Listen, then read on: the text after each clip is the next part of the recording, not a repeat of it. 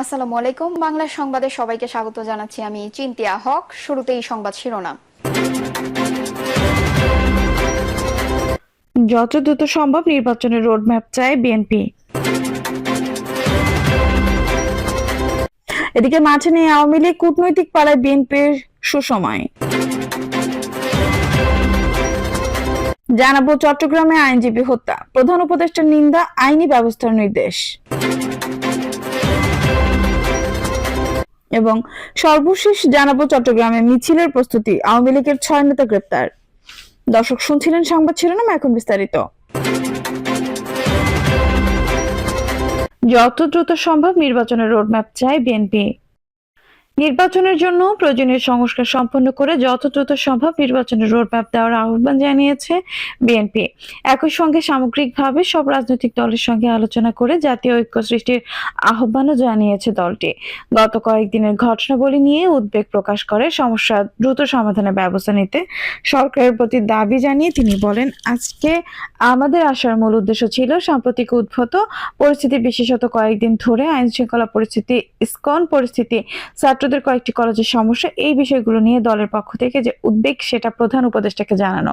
তিনি বলেন, আমরা আশা করেছি প্রধান উপদেষ্টা তিনি তার উপদেষ্টা পরিষদ নিয়ে দ্রুত এসব সমস্যার শান্তিপূর্ণ সমাধানের ব্যবস্থা করবেন এবং দেশে যে কোনো রকমের অবস্থা সৃষ্টি না হয় সে অবস্থার জন্য দিয়ে বিভাজন সৃষ্টি হবে। মির্জা ফখরুল বলেন, আমরা বলে এসেছি এই মুহূর্তে সবচেয়ে বড় প্রয়োজন জাতীয় ঐক্য। আমাদের সামনে অনেক বড় চ্যালেঞ্জ, সেই চ্যালেঞ্জ মোকাবেলা করার জন্য বিশেষত যারা বাংলাদেশের স্বাধীনতার সার্বভৌমত্বের প্রতি হুমকি হয়ে দাঁড়ায় অথবা দেশের স্থিতিশীলতা বিনষ্ট করতে চায় তাদের প্রতিহত করতে অবশ্যই জাতীয় ঐক্য গড়ে তুলতে হবে। সেই কথাগুলো আমরা বলে এসেছি। বিএনপি মহাসচিব বলেন, সারা দেশে ইউনিয়ন পরিষদ যেগুলো আছে সেগুলো ফ্যাসিস্ট সরকারের আমলে জবরদস্তিমূলক নির্বাচন করে তাদের মতো করে করেছিল। আমরা মনে করি সিটি কর্পোরেশন ও উপজেলা পরিষদ যেভাবে ভেঙে দেওয়া হয়েছে একইভাবে ইউনিয়ন পরিষদগুলো ভেঙে দিয়ে পরবর্তী নির্বাচনগুলো করা দরকার। একইভাবে ট্রেড বডিগুলো ভেঙে দিয়ে নির্বাচনের মাধ্যমে এসব পুনরায় সুষ্ঠুভাবে নিয়ে আসার জন্য আমরা বলেছি দ্রুত নির্বাচনের রোডম্যাপের দাবি করে মির্জা ফখরুল বলেন, নির্বাচনের প্রয়োজনীয় সংস্কারগুলো সম্পন্ন করে যত দ্রুত সম্ভব নির্বাচনের রোডম্যাপ দেওয়ার কথা আমরা প্রধান উপদেষ্টাকে বলেছি। আমরা বলে এসেছি এটি অত্যন্ত জরুরি। তিনি বলেন, প্রধান উপদেষ্টা আমাদের বক্তব্য মনোযোগ সহকারে শুনেছেন। আমরা বিশ্বাস করি ওনারা এসব বিষয়ে গুরুত্ব দিয়ে ব্যবস্থা নেবেন। মাঠে নেই আওয়ামী লীগ, কূটনৈতিক পাড়ায় বিএনপির সুসময়। ছাত্র জনতার গণ অভ্যুত্থানে 5 আগস্ট ক্ষমতাচ্যুত হয়ে সাবেক প্রধানমন্ত্রী শেখ হাসিনার দল আওয়ামী লীগ দেড় যুগের বেশি সময় মসনদে থাকা রাজনৈতিক দলের কর্মকাণ্ড দলীয় নেতাকর্মীদের বিব্রতকর পরিস্থিতিতে ফেলেছে। দলটির শীর্ষ পর্যায় থেকে শুরু করে তৃণমূলের নেতারা পর্যন্ত দেশে বিদেশে পালিয়ে বেড়াচ্ছেন। ফলে দৃশ্যত রাজনীতির মাঠে নেই আওয়ামী লীগ, ঢাকার কূটনৈতিক পাড়ায়ও নেই দলটির দৌড়ঝাঁপ। অন্যদিকে সুদিন ফিরেছে দীর্ঘদিন দমন নিপীড়নের শিকার হওয়া বিএনপির, এখন রাজনৈতিক মাঠে দাপিয়ে বেড়াচ্ছে তারা।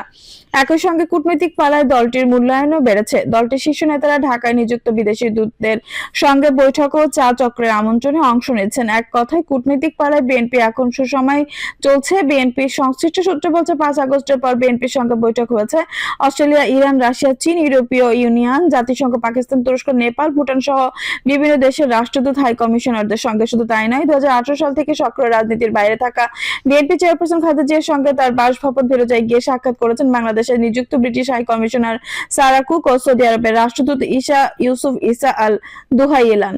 এছাড়া দিল্লিতে নিযুক্ত অস্ট্রেলিয়ার বাংলাদেশের অনাবাসিক রাষ্ট্রদূত ক্যাথারিনা ইউজার ঢাকায় এসে বিএনপি চেয়ারপারসনের অফিসে এসে দলের মহাসচিব মির্জা ফখরুল ইসলামের সঙ্গে সাক্ষাৎ করে গেছেন। তবে সব ছাপিয়ে আলোচনা ছিল 2024 সালের সংসদ নির্বাচনের পর নানা কারণে প্রকাশ্যে ভারতীয় বিরোধী অবস্থা থাকা বিএনপির প্রতিনিধি দলের সঙ্গে ভারতীয় হাই কমিশনের সাক্ষাৎ। গত 22 সেপ্টেম্বর গুলশানে বিএনপির চেয়ারপারসনের রাজনৈতিক কার্যালয়ে দলের মহাসচিব মির্জা ফখরুল ইসলাম আলমগীরের সঙ্গে সাক্ষাৎ করেন প্রণয় ভর্মা, যা ছিল 2014 সালের পর প্রথম কোন ভারতীয় কূটনীতিকদের বিএনপির চেয়ারপারসনের রাজনৈতিক কার্যালয়ে আসা। গুলশান কার্যালয়ে একটি সূত্র বলছেন, 2014 পর থেকে বিএনপি চেয়ারপারসন খালেদা জিয়ার কার্যালয়ে কিংবা তার বাসভবনে ভারতীয় কোনো কূটনীতিকের পা পড়েনি। তবে বিএনপির দলীয় ইফতার ও চেয়ারপারসনের ঈদের শুভেচ্ছা বিনিময় অনুষ্ঠানে অংশ নেয় ভারতীয় দূত। বিএনপি নেতারা বলছেন, 2014 সাল পর্যন্ত বিএনপি চেয়ারপারসন খালেদা জিয়া বিরোধী দলীয় নেতা ছিলেন। এর মধ্যে 2012 সালে তিনি ভারত সফরে যান, কিন্তু 2013 সালে জামায়াতের হরতালের কারণে ঢাকায় সফররত তৎকালীন ভারতীয় রাষ্ট্রপতি প্রণব মুখার্জির সঙ্গে বৈঠকে অংশ নেননি খালেদা জিয়া, যার ফলে ভারতের সঙ্গে বিএনপির সম্পর্ক তলানিতে গিয়ে থাকে। এর মধ্যে 2018 সালের সংসদ নির্বাচনকে সামনে রেখে বিএনপির ভারতের সম্পর্ক উন্নয়নের নানা উদ্যোগ নেওয়া হলে তা আশানুরূপ ফলাফল আসেনি। ওই বৈঠক শেষে মির্জা ফখরুল ইসলাম আলমগীর বলেছিলেন, ভারত বাংলাদেশের সঙ্গে সম্পর্ক আরো দৃঢ় করতে চায়।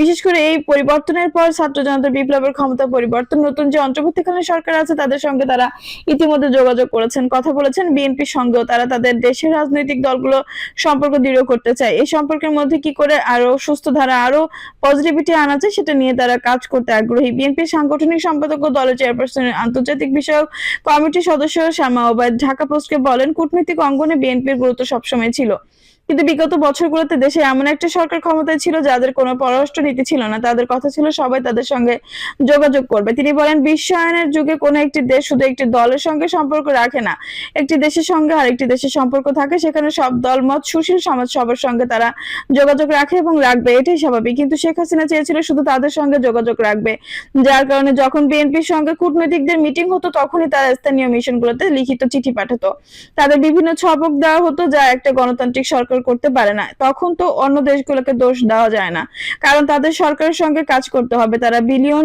ট্রিলিয়ন ডলার বাংলাদেশে বিনিয়োগ করে বসে আছে। শেখ হাসিনা মেঘা প্রকল্পের নামে কি পরিমাণ দুর্নীতি করেছে তা কূটনৈতিক বস্তুত অনুধাবন করতে পারছে।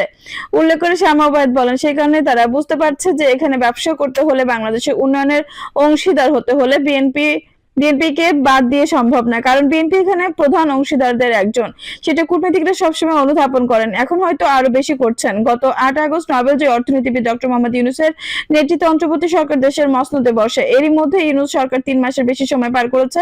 বর্তমান সরকার সংস্কারে বেশি গুরুত্ব দিচ্ছে, তবে ঠিক কবে নাগাদ নির্বাচন হবে এটি এখন স্পষ্ট নয়। আর বিএনপি শুরু থেকে অন্তর্বর্তী সরকারকে নির্বাচনের জন্য চাপ দিয়ে আসছে। দলটি বলছে, দেশে এখন নির্বাচিত সরকার নেই, বিশেষ পরিস্থিতিতে বিবেচনায় অন্তর্বর্তী সরকার এখন ক্ষমতায়, তবে এই সরকারকে নির্বাচনের মাধ্যমে দ্রুত জনগণের প্রতিনিধি সরকারের হাতে ক্ষমতা হস্তান্তর করতে হবে। নির্বাচনে জয়ী হয়ে বিএনপি ক্ষমতায় এলে দেশ পরিচালনায় দলটির নীতি কি হবে, পররাষ্ট্রনীতি কি হবে, বাণিজ্য নীতি কি হবে, এসব বিষয়গুলো জানতে চাচ্ছে কূটনীতিকরা। বিশেষ করে বাণিজ্যিক অংশীদাররা ইউরোপীয় ইউনিয়ন, যুক্তরাষ্ট্র, চায়না, জাপান, তাদের আগ্রহের জায়গা হচ্ছে ভবিষ্যতে বিএনপির বাণিজ্য নীতি কি হবে। এছাড়া বাংলাদেশের অর্থনীতি, বিদ্যুৎ, শিক্ষা, স্বাস্থ্য সহ জনজীবনে যেসব ইস্যু আছে তা নিয়ে বিএনপির পদক্ষেপ কি হবে জানতে চাচ্ছে কূটনীতিকরা। দলটির নেতারা বলছেন, বিএনপির প্রতিষ্ঠাতা জিয়াউর রহমানের পররাষ্ট্রনীতি ছিল দেশ ও জনগণের স্বার্থ রক্ষা করে সবার সঙ্গে বন্ধুত্ব, মুক্তবাজার অর্থনীতি। বিএনপি ঘোষিত 31 দফার ভিত্তি হবে বিএনপির আগামী দিনের পররাষ্ট্রনীতি। পাবলিক এবং প্রাইভেট সেক্টর উভয় ক্ষেত্রে সব দেশকে বিনিয়োগ আগ্রহী করা হবে বিএনপির কাজ। বিএনপি চেয়ারপারসনের আন্তর্জাতিক বিষয়ক কমিটির সদস্য শামা ওবায়দ বলেন, আমাদের 31 দফাই হবে বিএনপির পররাষ্ট্রনীতি। ফলে প্রতিটি গণতান্ত্রিক প্রতিষ্ঠাকে স্বচ্ছ ও জবাবদিহিমূলক করার মাধ্যমে আমাদের বিদেশে বন্ধুত্বের সঙ্গে সম্পর্ক আরো শক্তিশালী হবে। তখন তারা আরো বেশি বিনিয়োগ করতে উৎসাহী হবে। যেহেতু দেশে এখন অন্তর্বর্তী সরকার আছে, কূটনীতিক জানতে চাচ্ছে তাদের পরিকল্পনা কি। বিএনপি এখন সবচেয়ে বড় দল, যারা মাঠে আছে তারা ক্ষমতায় এলে পররাষ্ট্রনীতি, বাণিজ্য নীতি কি হবে।